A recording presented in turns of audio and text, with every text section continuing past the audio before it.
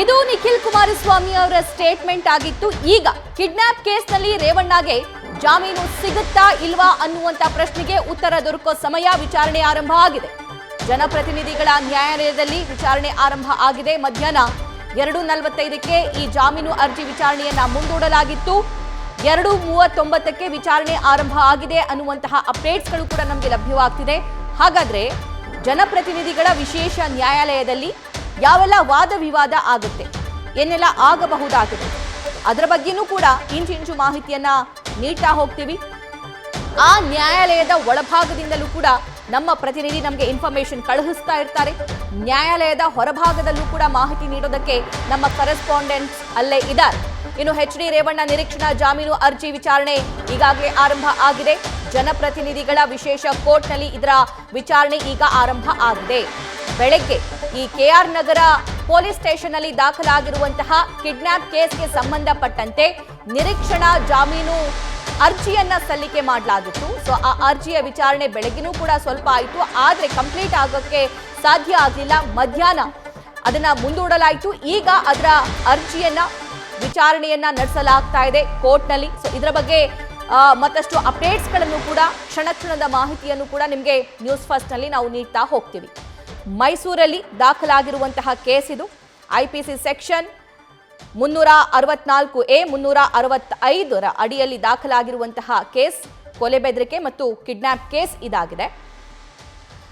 ಆ ನಾಪತ್ತೆಯಾಗಿರುವಂತಹ ಮಹಿಳೆಯ ಮಗ ಹೋಗಿ ಕಂಪ್ಲೇಂಟ್ ಅನ್ನ ಕೊಟ್ಟಿರ್ತಾರೆ. ಸತೀಶ್ ಬಾಬು ಅನ್ನೋರು ಸ್ಪ್ಲೆಂಡರ್ ಬೈಕ್ನಲ್ಲಿ ಬಂದು ಏಪ್ರಿಲ್ 29ನೇ ತಾರೀಕು ನನ್ನ ತಾಯಿಗೆ ಭವಾನಿ ರೇವಣ್ಣ ಅವರು ಕರಿತಾ ಇದ್ದಾರೆ ಬಾ ಅಂತ ಹೇಳಿ ಕರ್ಕೊಂಡು ಹೋದ್ರು.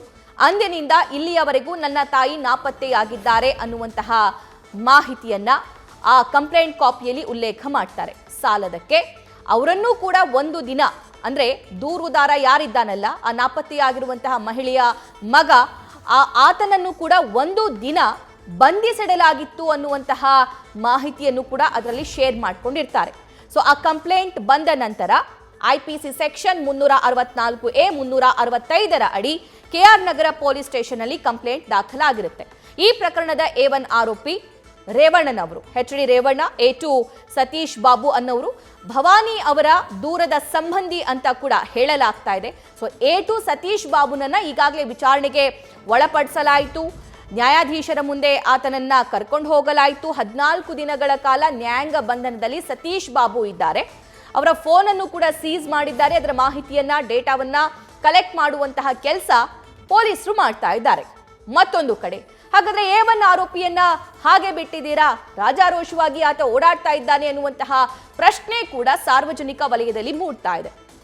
ಈ ಪ್ರಕರಣದಲ್ಲಿ ನೇರವಾಗಿ ಭಾಗಿಯಾಗಿರೋದು A2 ಆರೋಪಿ ಸತೀಶ್ ಬಾಬುನೇ ಆಗಿರಬಹುದು. ಆದ್ರೆ A1 ಆರೋಪಿ ಕೊಲೆ ಬೆದರಿಕೆ ಹಾಕಿದ್ದು, ಈ ಪ್ರಕರಣಕ್ಕೆ ಪ್ರಚೋದಿಸಿದ್ದು, ಸತೀಶ್ ಬಾಬುನನ್ನ ಹೋಗಿ ಆ ಮಹಿಳೆಗೆ ಕರ್ಕೊಂಡ್ ಬಾ ಅಂತ ಕಳುಹಿಸಿದ್ಯಾರು? A1 ಆರೋಪಿ. A1 ಆರೋಪಿ ಅನ್ನೋದು ಆ ಸಂತ್ರಸ್ತೆ, ನಾಪತ್ತೆಯಾಗಿರುವಂತ ಮಹಿಳೆಯ ಮಗನೇ ಅಲ್ಲಿ ಹೇಳ್ತಾರೆ. ಅವ್ರು ಹೇಳಿದ್ದಕ್ಕೆ ಈ ಸತೀಶ್ ಬಾಬು ಅನ್ನೋರು ಈ ಕೆಲಸ ಮಾಡಿದ್ದಾರೆ ಅಂತ.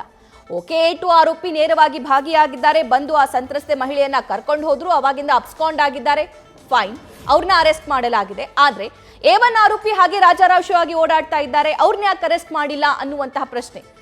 ಅದರಲ್ಲೂ ಕೂಡ ಈ ಕೆಆರ್ ನಗರ ಪೊಲೀಸ್ ಸ್ಟೇಷನ್ ನಲ್ಲಿ ರೇವಣ್ಣನವರ ವಿರುದ್ಧ ದಾಖಲಾಗಿರುವಂತಹ ಸೆಕ್ಷನ್ಗಳಿದಾವಲ್ಲ, ಇವು ನಾನ್ ಬೇಲೆಬಲ್ ಸೆಕ್ಷನ್. ಕಿಡ್ನಾಪ್ ಮತ್ತು ಕೊಲೆ ಬೆದರಿಕೆ ಪ್ರಕರಣಕ್ಕೆ ಸಂಬಂಧಪಟ್ಟಂತೆ ದಾಖಲಾಗುವಂತಹ ಸೆಕ್ಷನ್ ಐಪಿಸಿ ಸೆಕ್ಷನ್ 364A 365 ಅಡಿ ಕಂಪ್ಲೇಂಟ್ ದಾಖಲಾಗಿರುವಂಥದ್ದು. ಸೊ ಈ ಸೆಕ್ಷನ್ಗಳು ಅವ್ರನ್ನ ಅರೆಸ್ಟ್ ಮಾಡುವಂತೆ, ಅವ್ರನ್ನ ವಶಕ್ಕೆ ಪಡೆಯುವಂತೆ ಹೇಳ್ತವೆ.